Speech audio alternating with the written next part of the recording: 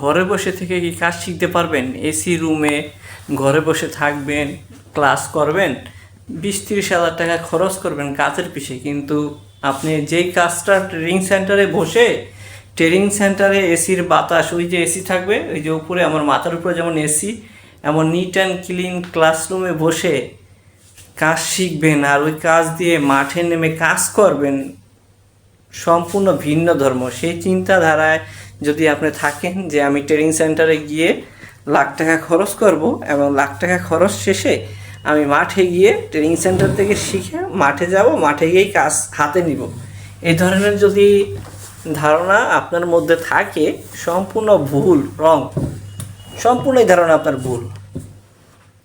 আপনি যদি ওই চিন্তাধারা নিয়ে বসে থাকেন তাহলে আপনি কোথাও কিন্তু কাজ করতে পারবেন না। ট্রেনিং সেন্টারে জাস্ট আপনাকে একটা থিওরি দিবে বা একটি প্র্যাকটিক্যাল কিছু থিওরি শিখিয়ে দিবে। একটা সিস্টেম কাজ সবাই জানে।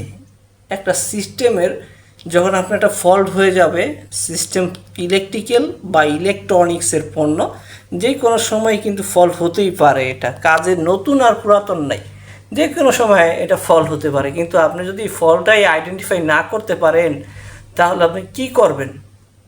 এদিকে তো ট্রেনিং সেন্টার থেকে ট্রেনিং করে আসছেন, ওই ট্রেনিং সেন্টার থেকে ট্রেনিং করে এসে কোনো দিনই আপনি একটা সাইট প্রপারলি কাজ হ্যান্ড ওভার করতে পারবেন না। এটা আমার কাছ থেকে আপনি লিখিত নিতে পারেন, আমি আপনাকে লিখিত দিব।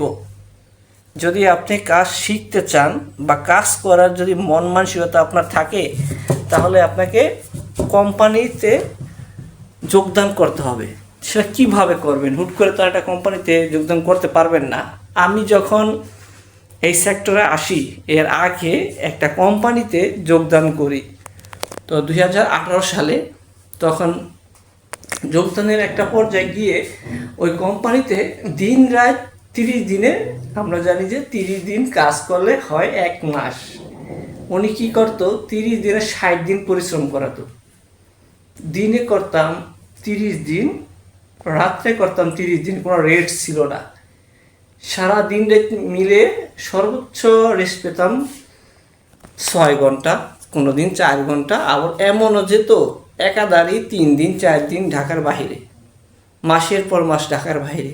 প্রচুর পরিশ্রম করছি, প্রচুর, অনেক শ্রম দিছি এই সেক্টরে। রাত নাই, দিন নাই।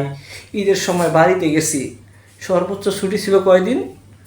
ঈদের দিন, ঈদের আগের দিন, ঈদের দিন, ঈদের পরের দিন এসে ডিউটি। 3 দিন বা 2 দিন সর্বোচ্চ ছুটি ছিল। যেমন প্রবাস থেকে বাড়িতে আসছি, বছরে 2 বার মাত্র গ্রামের বাড়িতে যেতে পারতাম ওই কোম্পানিতে থাকাকালীন। আমি তার নাম নিতে চাচ্ছি না, কারণ এই কারণে নিতে চাচ্ছি না, ওইটাই ছিল আমার জীবনের একটা টার্নিং পয়েন্ট। ওই লোকটা যদি আমাকে সুযোগ না দিত তাহলে আমি আজকে এই যেই জায়গাটাতে দাঁড়ানো আছি এই জায়গাটায় দাঁড়াতে পারতাম না। প্রচুর পরিশ্রম করছি, প্রচুর। আমার সাথে অনেকেই এসে ওইখানে জয়েন করছে, 2 দিন 3 দিন কাজ করছে, তারপর চলে গেছে। কারণ কিছু করার নাই তো, ওইটা কাজ আপনি তখন করতে পারবেন না, এতটা পরিমাণ পরিশ্রম নেওয়া যায় না। সারা দিন পরিশ্রম করছে, সারা রাত গাড়িতে দৌড়েছে, পিক আপে দৌড়েছে, পিক আপের পিছনে বসে থাকতে থাকতে গেটি এবার ভাঙিয়ে পড়ে, তো ঘুম, প্রচুর পরিমাণে চোখে ঘুম। ওই ঘুম নিয়ে সাইডে যায়, রাত 2টা বাজে একটা সাইডে যায় থামছে, ওইখান থেকে কাজ স্টার্ট হয়ে গেছে গা। সারা রাত ধরে কাজ করতে করতে বোর হয়ে গেছে গা, কাজ শেষ হয়নি। কাজ শেষ হয়েছে, আবার আর একটা সাইডে যায় পৌঁছেছে, কাজ চালু হয়ে গেছে গা, সাথে সাথে কোনো রেস্ট নাই। কোম্পানি থেকে বারবার ফোন দিতেছে, কত দূর, কি অবস্থা, কাজের কি খবর, কয়টা সাইড শেষ হয়েছে। এতটা পরিমাণে প্রেশার দিত। আর সেই প্রেশার নিয়ে কাজ করতে করতে করতে করতে আল্লাহ তাআলার রহমত ছিল।